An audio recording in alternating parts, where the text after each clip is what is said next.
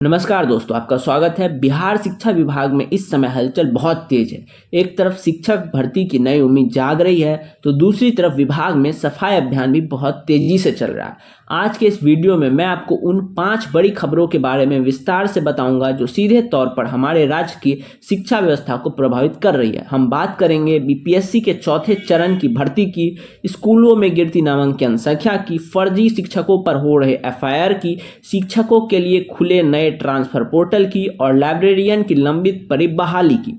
Video को अंत तक जरूर देखिएगा, क्योंकि यह जानकारी आपके करियर और राज्य के भविष्य के लिए बेहद महत्वपूर्ण है। सबसे पहले बात करते हैं उन लाखों युवाओं की जो शिक्षक बनने का सपना देख रहे हैं। हाल ही में शिक्षा विभाग की एक उच्च स्तरीय समीक्षा बैठक हुई है, जिसमें शिक्षा मंत्री मिथिलेश तिवारी ने अहम निर्देश दिए हैं।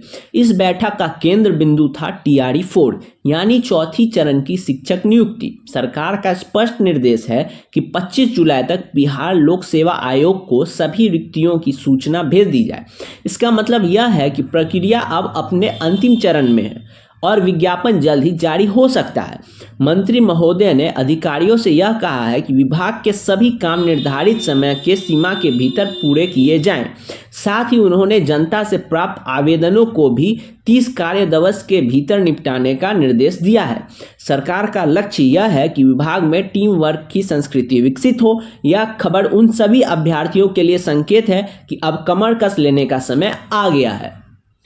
दूसरी खबर काफ़ी हैरान करने वाली है। UDISC प्लस की नई रिपोर्ट सामने आई है, जो बिहार की ज़मीनी हकीकत को बयां करती है। रिपोर्ट बताती है कि 2025-26 के दौरान पूरे देश में हर रोज़ लगभग 13 स्कूल बंद हो रहे थे, लेकिन बिहार की कहानी थोड़ी अलग है।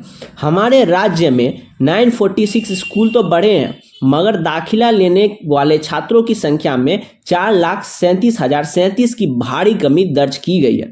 यह एक गंभीर मुद्दा है। अगर स्कूल बढ़ रहे हैं तो बच्चों की संख्या क्यों कम हो रही है?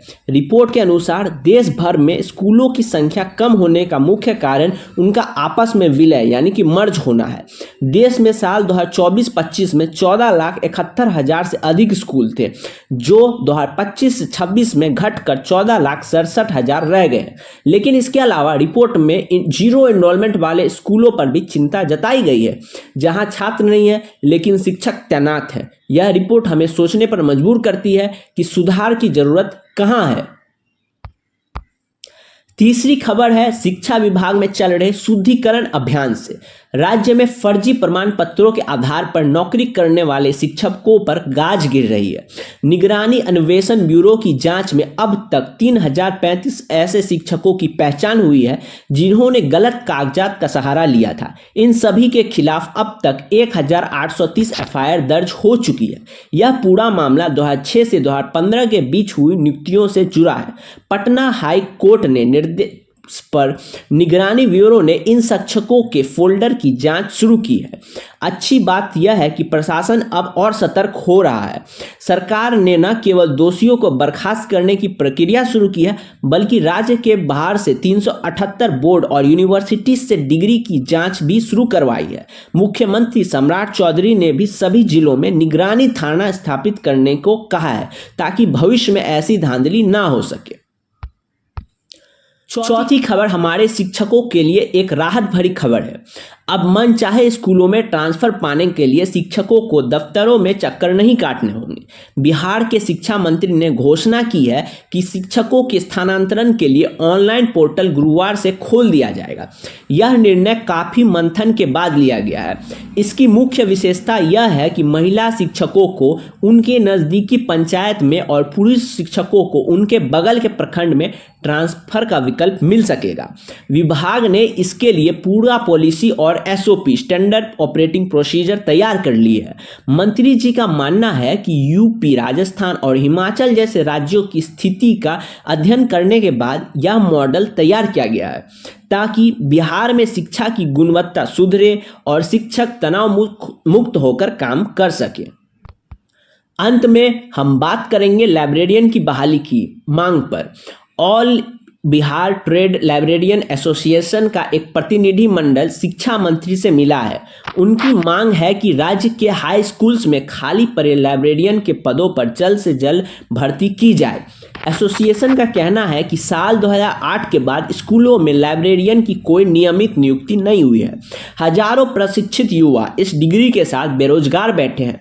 लाइब्रेरियन के बिना स्कूलों में लाइब्रेरी की व्यवस्था ठीक से नहीं चल पा रही है, जिससे छात्रों के पढ़ने की संस्कृति प्रभावित हो रही है। एसोसिएशन का तर्क है कि अगर सरकार भर्ती प्रक्रिया शुरू कर दे तो न केवल युवाओं को रोजगार मिलेगा, बल्कि स्कूलों की शिक्षण व्यवस्था भी बेहतर होगी। दोस्तों, ये थी बिहार शिक्षा विभाग की 5 सबसे महत्वपूर्ण खबरें। इन सभी मुद्दों पर आपकी क्या राय है? क्या आपको लगता है कि स्कूलों में लाइब्रेरियन की भर्ती और शिक्षकों के ट्रांसफर के लिए ऑनलाइन सिस्टम वाकई शिक्षा व्यवस्था को बदल देगा? नीचे कमेंट सेक्शन में अपनी राय जरूर लिखें। अगर वीडियो अच्छी लगी हो तो इसे लाइक करें और अपने दोस्तों के साथ शेयर करना ना भूलें। मिलते हैं अगले वीडियो में, तब तक के लिए जय हिंद।